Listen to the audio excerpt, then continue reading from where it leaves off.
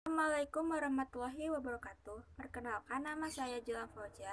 Saya dari 11 RPL 1. Di sini saya akan menjelaskan tentang pengertian normalisasi basis data untuk menekan redundansi. Normalisasi basis data merupakan suatu pendekatan sistematis untuk meminimalkan redundansi data. Pada suatu database, alur database tersebut dapat bekerja dengan optimal.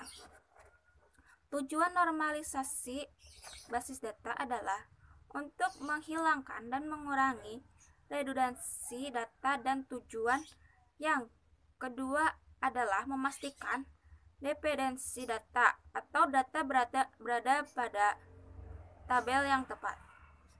Jika data dalam database tersebut belum dinormalisasi,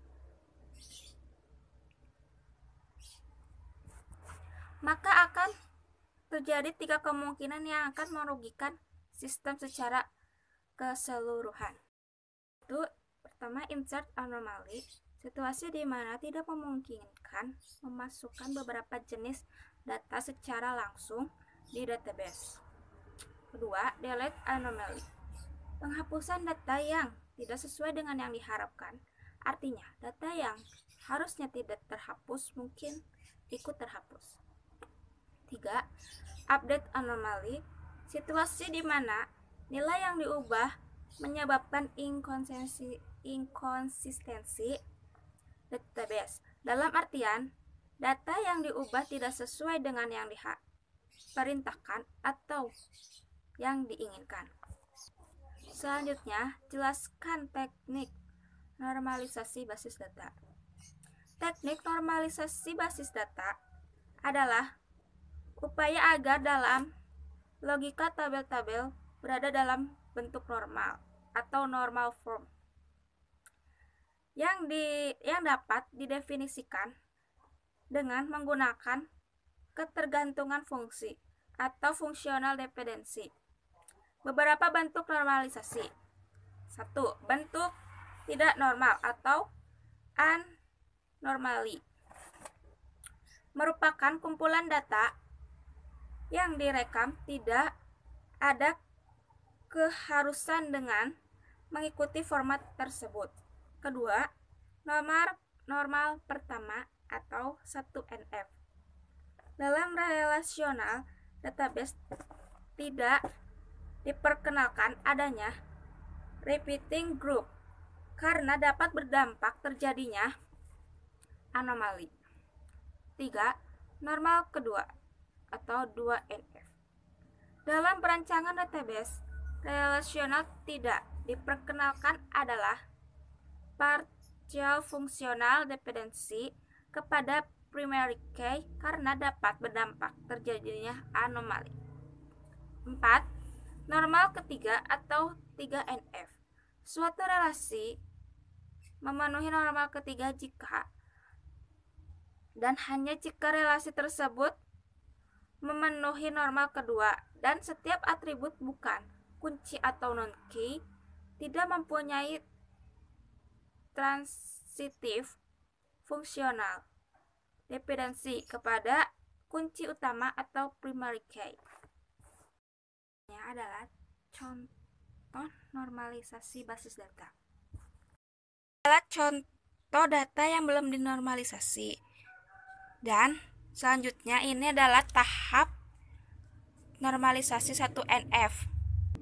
Suatu tabel dikatakan 1NF jika dan hanya jika setiap atribut dari data tersebut hanya memiliki nilai tunggal dalam suatu baris.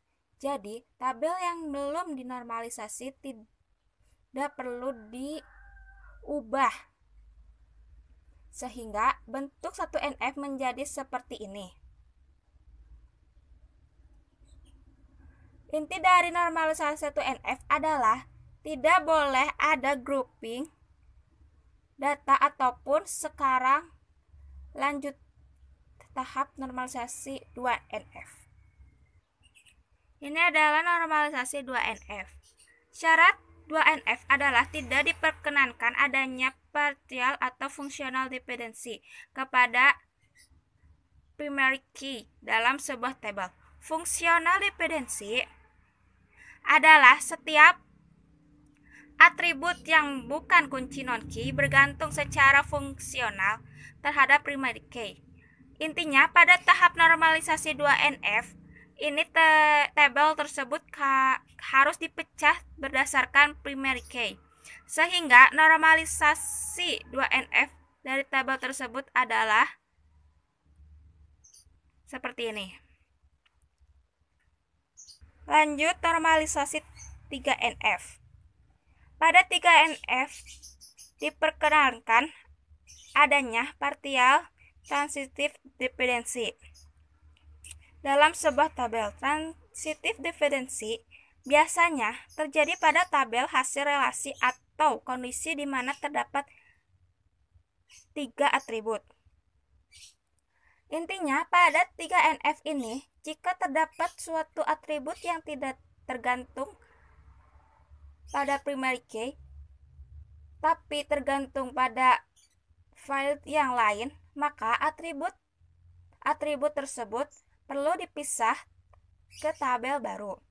Contohnya, pada atribut CTY. Kolom tersebut tidak bergantung langsung pada primary key kode faktor, melainkan bergantung pada kolom kode barang.